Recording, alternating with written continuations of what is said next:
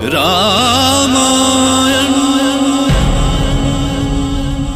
मैं काल हूं।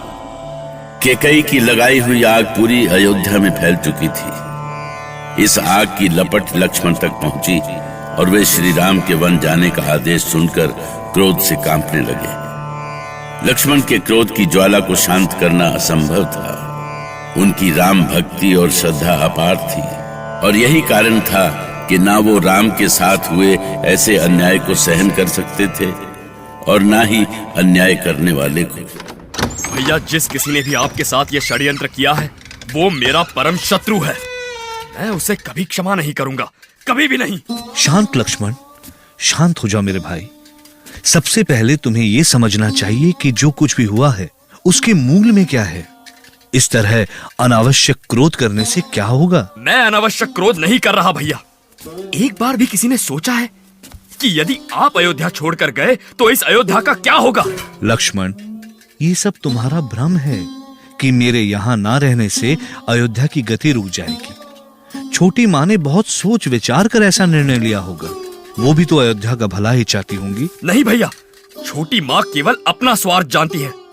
इस पूरे निर्णय में अयोध्या की भलाई नहीं बल्कि छोटी माँ की महत्वाकांक्षा है, उनका स्वार्थ है। नहीं लक्ष्मण, नहीं। कुछ भी हो जाए, माँ सदा माँ ही होती है। हो सकता है आज उनका निर्णय अशुभ दिखता हो, पर विश्वास करो कल शुभ ही होगा। अयोध्या के साथ सारे संसार के लिए शुभ होगा। अब इन बातों का कोई अर्थ नहीं है भैया।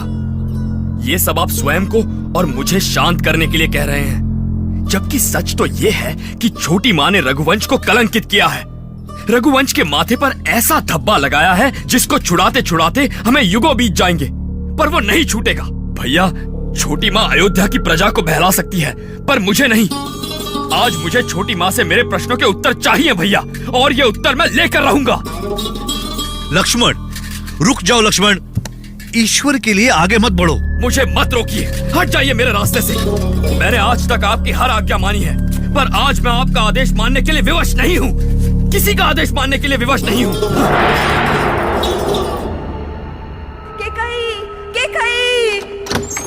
क्या हुआ मंथरा? हे ईश्वर, ये कैसी मुसीबत है। सांपनाथ से निपटो तो नागनाथ सामने आ जाता है। जब तक ये कौशल्या का बेटा राम वन नहीं चला जाता तब तक कुछ न कुछ होता ही रहेगा। पर अब क्या हुआ मंथरा? लक्ष्मण क्रोध की ज्वाला में लिपटा हुआ इसी ओर आ रहा है, और लक्ष्मण का क्रोध तो सब जानते हैं। उसका कुछ करो रानी, किसी भी तरह संभालो उस आंधी को। मंथरा, अब कैकई अयोध्या की राजमाता है और एक राजमाता के सामने किसी का कुछ भी बोलना राजद्रोह है। मैं राजद्रोह के अपराध में किसी को भी दंड दे सकती हूँ, चाहे वो मेरा पुत्र ही क्यों ना हो। झूठ कहूं तो पाप लागे। लक्ष्मण तुम्हारा पुत्र नहीं है, ये याद रखना तुम। रानी, वो तो आ गया। अब मेरा यहाँ रहना उचित नहीं है। तुम ही संभालो इस नागनाथ को, तुम ही संभालो उसे। छोटी माँ, कहाँ है छोटी माँ? सामने आइए। लक्ष्मण, क्या तुम रघुकुल की परंपरा भी भूल गए? क्या तुम्हें कुल गुरु ने ये नहीं सिखाया कि किसी बड़े से मिलने पर सबसे पहले उसे प्रणाम करना चाहिए? छोटी माँ, रघुकुल की परंपरा आप सिखा रही हैं मुझे?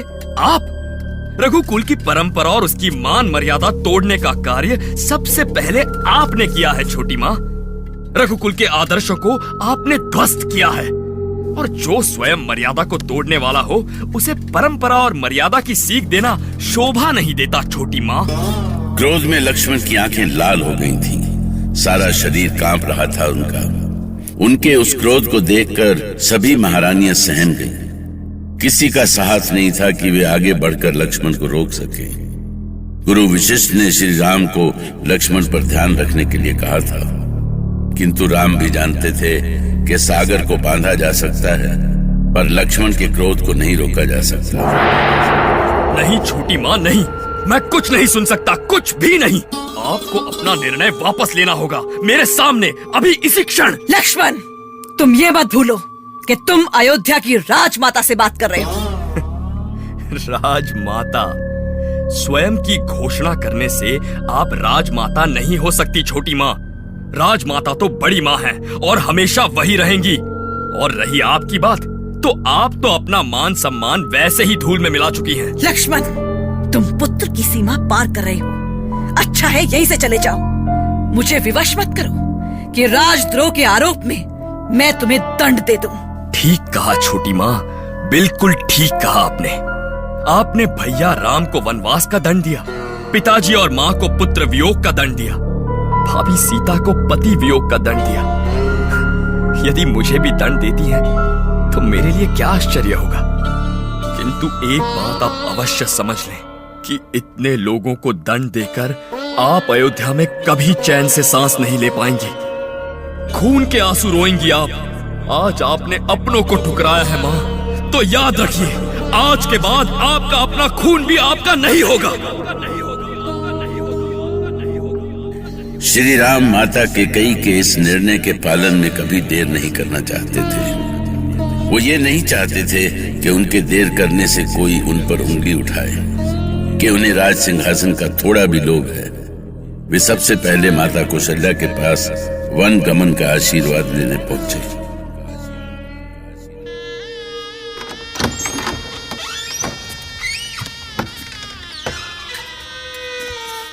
प्रणाम मां, मुझे आशीर्वाद दो मां। मैं वन जा रहा हूं। अब इन आशीर्वादों का क्या अर्थ है राम?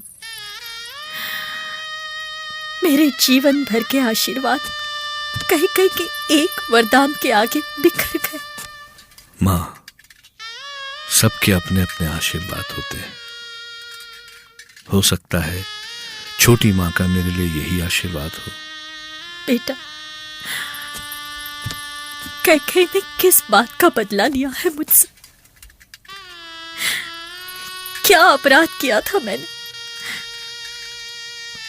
मेरे लिए तो चारों बेटे मेरे अपने ही बेटे थे। मैंने तो कभी भेद नहीं किया तुम चारों में। अब इन सब बातों का कोई अर्थ नहीं मां। मेरे लिए अब एकमात्र लक्ष्य है पिता की आज्ञा का पालन। उसके लिए मुझे शक्ति दो मां, और आज्ञा भी। बेटे,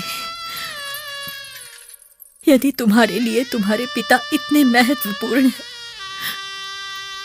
और तुम उनकी आज्ञा मानने के लिए विवश हो, तो एक बात सुन लो कि मां होने के कारण मैं भी उतनी ही महत्वपूर्ण हूं। और मैं कौशल्या, तुम्हारी मां, तुम्हें वन जाने की आज्ञा नहीं देती। मां, नहीं मां, ऐसा मत कहो। तुम्हारी इच्छा को ठुकरा कर मैं एक पल भी नहीं जी सकूंगा। मेरे साथ ऐसा अन्याय मत करो मां। मां, तुम कुछ बोलती क्यों नहीं मां? कुछ तो बोलो मां। मां कौशल्या की बातें सुनकर श्रीराम जैसे जम गए। वो मां के सामने आंसू बहाते रहे, पर मां कुछ नहीं बोली। वो आज उतनी ही विवश थीं जितनी तब थीं जब घुटनों पर चलते नन्हे से राम उनसे चंदा ला देने का हठ करते थे, और वो विवश हो जाती थीं। महारानी केकई के निर्णय के पालन के लिए श्री राम हर ओर संघर्ष कर रहे थे। उन्होंने भले ही पिता का आशीर्वाद ले लिया था, किंतु मां कौशल्या भला ऐसा आशीर्वाद कैसे दे सकती थी? राम